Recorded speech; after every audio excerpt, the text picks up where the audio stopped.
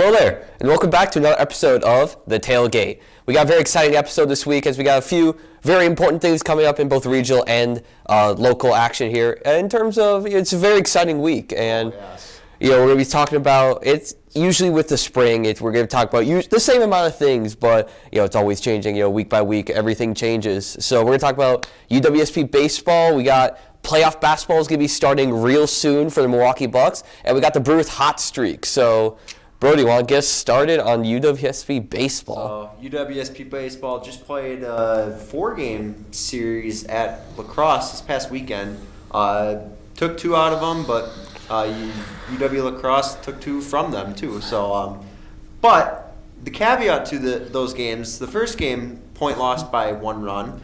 Then proceeded to beat them 12-3 the next game, and then the third game of the series, 14-3 Pointers victory, and then the fourth game, a 12-3 loss for the Pointers. So kind of a odd series, wouldn't you say? That just seems like it's really all over the place. Kind of, you have a close loss there, then you just have 2 absolutely crushing wins, and then you just immediately get right hook back with another loss. So, I think that just kind of fits the theme of what Pointers baseball is right now. It's very off, and because we had such high hopes after last year's incredible playoff run, and then now you're just seeing this sort of inconsistency from them that you didn't really see last year, I feel. So I feel like this series, not necessarily a win, but taking 2 games from UW lacrosse, which at the point was 7-1 in WIAC play,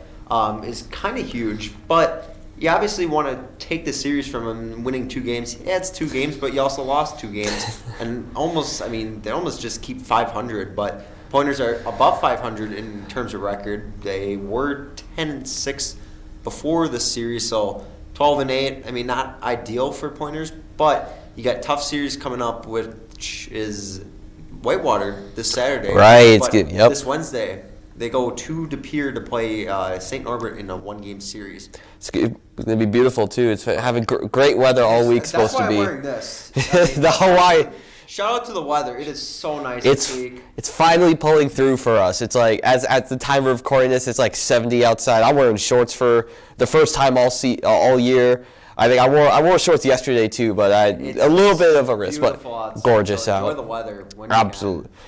It's absolutely. But we'll just go a bit further into this UWSP baseball team. You obviously have been looking at them a bit closer than I have. What do you see that is really the best part about this team, or is it kind of like a sort of? They're okay at everything. So it's kind of a mix. You have your power hitters that will hit the home runs when they need to. Guys. Trenton Van Ness, he stepped up this weekend, had a few home runs himself, which for me, I grew up kind of in the same area he was from, and I didn't really think of him as a power hitter, but he has a few home runs this past series, and he's really stepping up this year, especially since last few seasons he really hasn't played. So, props to him for stepping up. But the pitching too, me and Will talked about it on SportsBeat at 90 FM. They don't particularly have great ERAs, but they're still closing games out and getting those wins when they do. But also, I guess I haven't checked the stats since this past weekend, so that's fair. A lot can change. But before going into this weekend, you had a couple guys that had over 3 ERA, a couple guys with 5 and above. Very few guys. Their one starter only had like a 1.85 ERA, which is really that is very, very good. Yes, but obviously, that can change, and we're still kind of in the mid-season, getting towards mid-season, and I feel like they just got to step it up a little bit if they want any chance at going back to nationals. So that's fair. And again, still a little early, so we'll see what maybe something changes. And you're still talking about early season. I'm going to switch things up from what the order I said at the beginning. Let's talk about Brewers baseball right now, because I really want to save playoff action for the end. But Brewers baseball, baby, they have just been one of the hottest teams, right? Not barring in mind Tampa Bay. They've been the hottest team in the National League currently. 100%. I believe they have the best. They have the best record in NL. Yes. In the NL right now. They're 7-2, I think. Yes, 7-2. Only 2 losses. 1 loss came this past weekend versus the Cardinals, which obviously going after a 6-game winning streak, it stings a bit. It feels terrible, but they rebounded the day after and completely blew St. Louis out of the water. They've been blowing everybody out of the water. I feel, bar in mind that one Mets game where we had the walk-off, but I feel like other than that, they've just been blowing everyone out. They're still winning games despite that. Their pitching is showing up most of the time. Their hitting is, really showing up, barring a few games. But they've been playing really, really good baseball, which, for me as a Brewers fan, I didn't really expect that out of them because they didn't really have the hitting the last few years. The pitching's been kind of carrying them. I feel like the vibes have been off, especially at the end of that season. The vibes were off about this team, but now, we're riding high. The vibes are good. It feels good because they have the guys that you can trust in a lineup every single day. A guy like, I would say Christian Yelich. I would say he's had weird. A good game yesterday. Great game yesterday. I would say he had a pretty good couple of games. Didn't he get a multi-hit game in that loss, and then he had a very good game yesterday too? I would say, you can trust him being a leadoff guy. Yes, absolutely. I can agree with that. Mitchell in center field, Joey Weimer in right or center. Or Brian Anderson's. Brian Anderson, 100%. Brian Anderson is a great player. And they have a really good outfield rotation. Yes. I'm noticing their infield is also it's the same thing about Brewers. The Brewers infield is also quite good, especially with Luis Urias not being available. You have guys like Bryce Terang and of course Willy Adames, the main energy guy there, and Rowdy Tellez I wouldn't say hasn't been performing the greatest, but he's been okay. I would say in terms of Rowdy Tellez, the bat, he's hitting the ball, but it's either right at somebody or it's a weak ground out or it's a long fly ball. But defensive-wise, he's been pretty solid. And in terms of defense, actually, just going to the team, the defense has been fantastic. Literally, absolutely. A lot of great plays are being made in the field.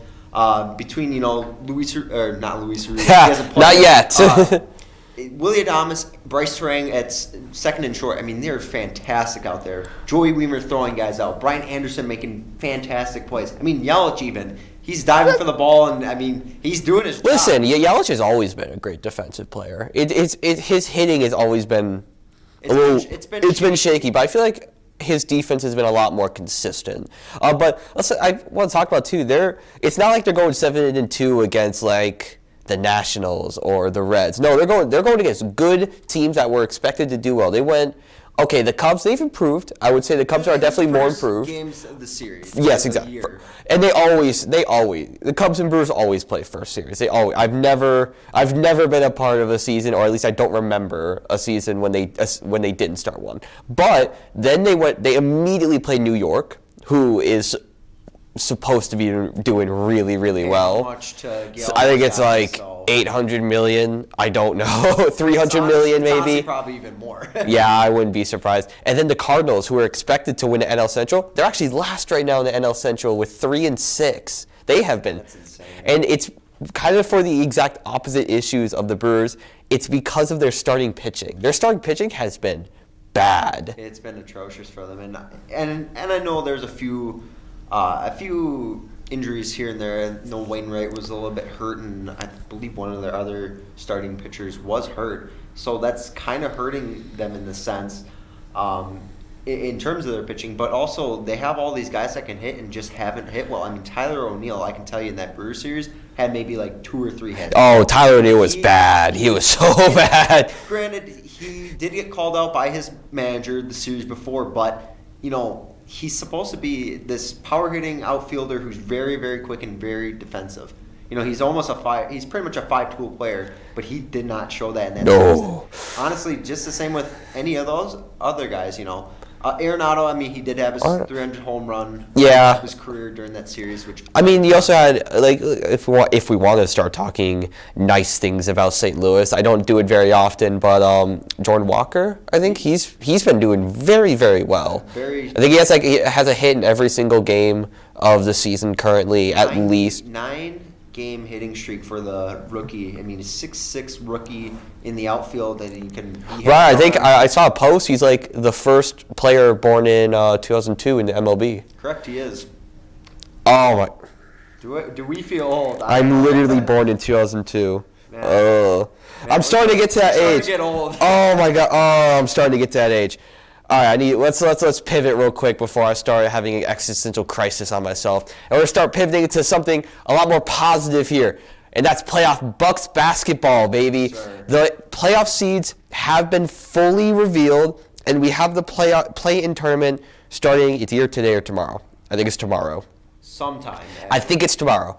And all that we care about is we care about the playoff because the Bucks clinched a 1 seed last week. They rested 2 games. They lost both of them, but it was fine. We got to see the bench people play. We got to see Thanasis play. He got Lindo Whittington. He was very good. Yeah. He was very, very good. But now we start to actually focus on playoffs. So we have, I know it's Raptors, Chicago is the 9-10, and then I think it's the Heat and Atlanta. It's Atlanta. Heat Atlanta.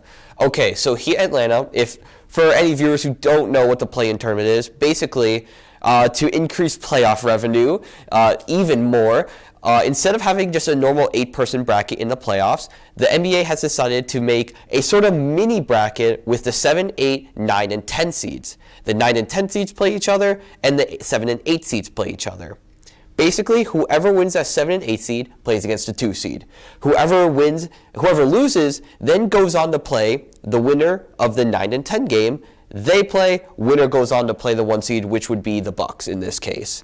So out of those 4 teams in there, I'm going to ask you, who would you rather want to play the most? Who would you want to rather play the least? I definitely know my answer for both of them, but I'm curious about what your opinion is. I think personally, I would, because the Bulls are 10 or 9? They're 10. I would rather face them because I know the Bucks can handle. Oh, the Bulls are their Bulls are not good. They can handle them. If take a look at last year's playoffs. Yeah, I mean it took the Grayson Allen series. Yes, I would say a team that we would handle would be the Bulls. I'll be real. I think we can handle anyone besides one team, and that's Toronto. Because I'm very scared. It doesn't matter. Like I said this earlier in another tailgate. It doesn't matter how bad Toronto is. They always seem to have our number somehow. And in a 7-game series, we'll probably still win, but I'm still very scared. And I'm always uneasy. And I don't want to feel that in a 1v8 because we should win. And I definitely get that. The Raptors aren't to their strength that they were when they won the final. 2019. Obviously. Well, yeah, not having Kawhi does that to a team. But the Bucks have been playing so hot that they could beat honestly any team. That's fair. Aren't they like 29-5 in the last 34? It's something like that. A lot of great Bucks basketball has been played this season, especially. And I'm not too worried for them right away. But once you get into those later playoff games, hopefully, barring that they advance in the playoffs, you can't judge them saying they're going to make it right away. But if they make it far enough, you play the teams like the 76ers, Celtics, who are trying to I would say we have, and the big thing about the Bucks being the 1 seed, we don't have to worry about either of those teams until the Eastern Conference Finals. Hopefully they both get knocked out, but they would play a team like Cleveland or New York. Yes. So those teams, I mean, they can handle. They're looking good, but the Bucks can handle. They're going to try to spoil the Bucks run, but personally, the Bucks can handle. Oh yeah, if you look at the games, like even with the improved Cavs lineup, the Bucks still handled them. Same thing with New York too. I didn't feel really any sort of worry about that series as well. So it's just really I'm very curious. Not very curious. I'm very excited. Of course, it's playoff basketball, baby. It's my favorite time of year. I love playoff basketball because there's so much basketball. And I have one final question for you before we head out. It's a pretty short episode. It's a very busy week around here, over in the media field here at UWSP. I want to ask you, so obviously we know who wants to come out of the Eastern Conference, obviously, but who would you want to see out of the Western Conference? So a lot of people are saying the Suns because they just had that star power. But I don't want them to because me neither. It gives the Bucks less of a chance. The Nuggets are a team. They've had how many finals runs maybe in their history? Not very many. Honestly, I think I'm still very shocked the Nuggets got the 1 seed, but I don't think they're very good. Or a team like the Grizzlies, they just pick up one of their G League players, Kenneth Lofton Jr. The guy went off for 42 points. 42 in his first NBA game, and the guy's a stud. I mean, they could make a deep run in the playoffs, and barring that, it's the Memphis Grizzlies. They just don't blow it away. I would like to see them make a run and play. I think Will Haroldson said he would like to see a Bucks Grizzlies finals. He predicted that, so hopefully. Oh, it's still doable. Correct about that. Will Haroldson, it's still doable. I think for me personally, I would really love to see Sacramento get in. They're like the 3 seed right now in the West. It's very doable for them. It's their first playoff run since 2002, I think. It's either 2002 or 2006. It's one of the 2 years. Either way, it's been a very long time, and they have a very good team this year. So I would love to see Sacramento. If not them, I would probably say the Clippers. Because I think the Clippers they're fun. I think they're absolutely fine. I don't trust Memphis or Denver. I think that they just haven't been playing very good recently, and I know the ending, how it ends, but they lost the first one half to the Bucks bench. That was funny to see. Even though the second half they just got pounded. It was funny because Ja Morant made an incredible pass. Credit to him. It was the Grizzlies starters versus the Bucks bench. They're playing the third-string Bucks team. I wouldn't call it amazing, but hey, congrats, made a good pass. Congratulations, you won a game. I'm proud of you. Well, I think that's going to do it for us here at the Tailgate. No episode next week because we have trivia this week. Yeah, shout out to the trivia. Shout out to WWSP 90 FM, of course. If you are interested in trivia, I think this video should be able to get out by the time of trivia weekend, hopefully. So, other than that, thank you guys for watching. Want to check out any more of our sports content here at SPTV? You can check out our other episodes of the Tailgate and our previous live recordings of any UWSP athletic events. I'm Ashton Parker. I'm Brody Kupsky. We'll see you guys next time.